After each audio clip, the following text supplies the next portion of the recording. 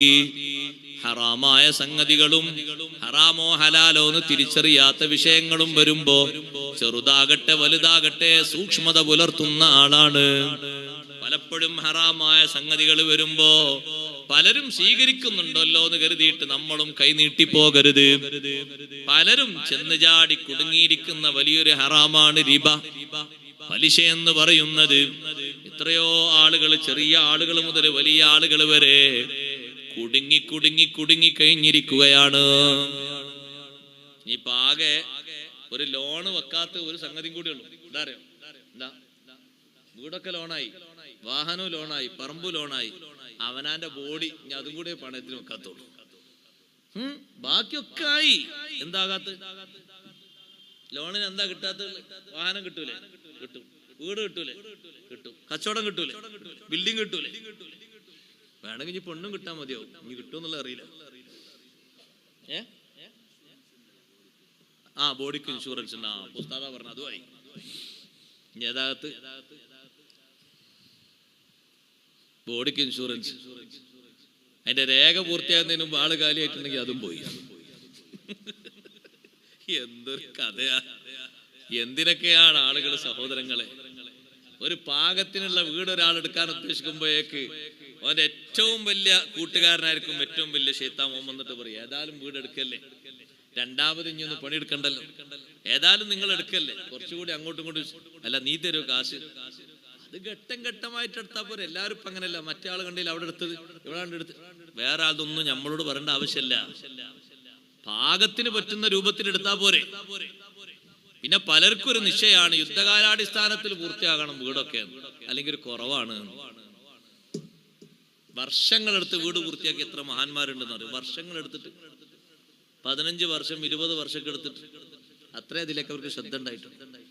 പിന്നെ ആളുകളൊക്കെ പറഞ്ഞു, അല്ല കുട്ടികളെ കല്യാണമൊക്കെ ആക്കാനായി അവർക്ക് താമസിക്കാൻ എന്തെങ്കിലും സ്ഥലം, അത് വേണല്ലേ, നാ ഒന്ന് റെഡിയാക്ക. അപ്പോഴാണ് അവർക്ക് അതിലേക്കുള്ള ചിന്ത.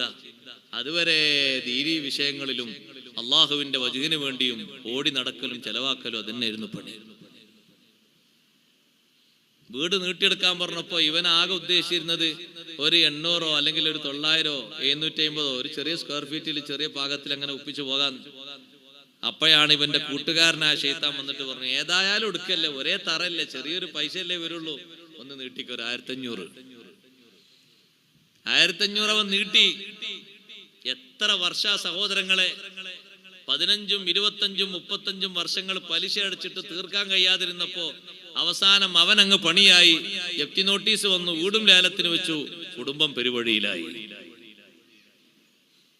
നേരത്തെയുള്ള 800-ന് 500-ന് 750-ന് ഒരു കുഴപ്പമില്ലായിരുന്നു.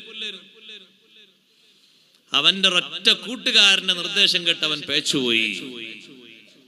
സൂക്ഷ്മത പാലിക്കണം.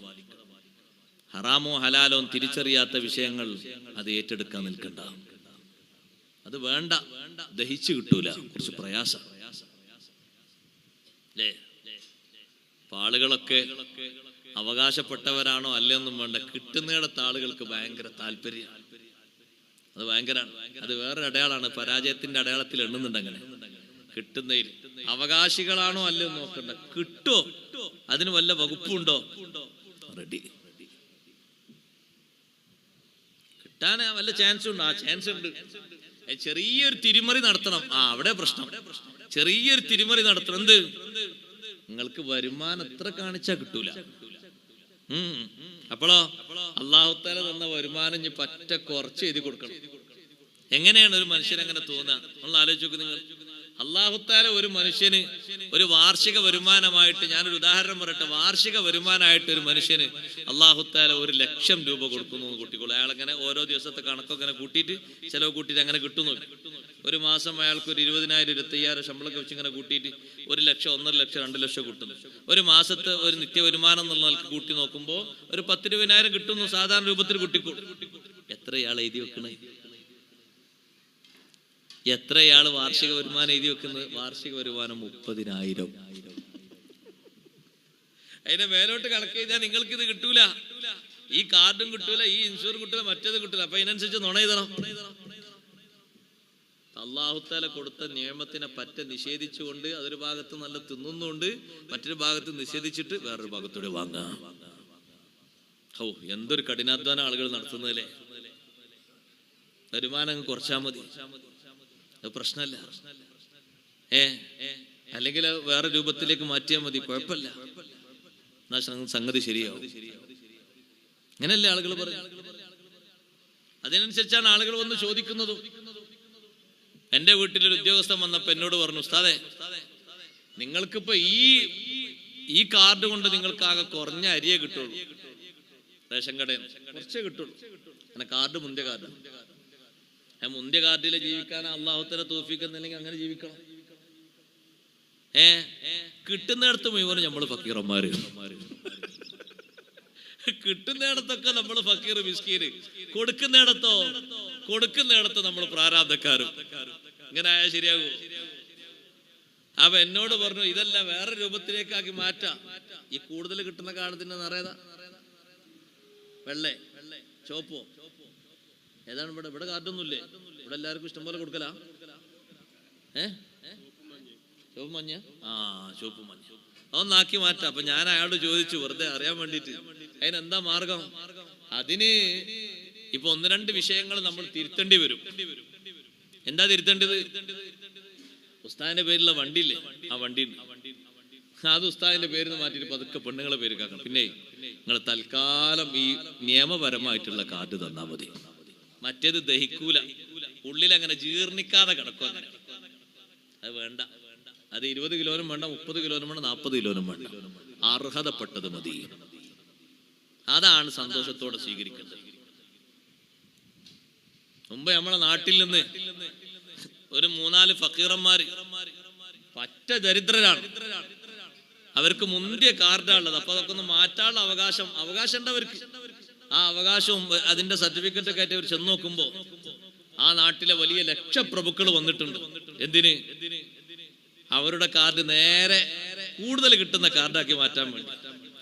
അപ്പൊ ഈ ഫക്കീർമാർ തീരുമാനിച്ചു, എന്നാ നമ്മളേതും കൂടി അവരെടുത്തോട്ടെ, നമ്മൾ പോവുക. അവർക്കങ്ങ് തേഞ്ഞോട്ടെ.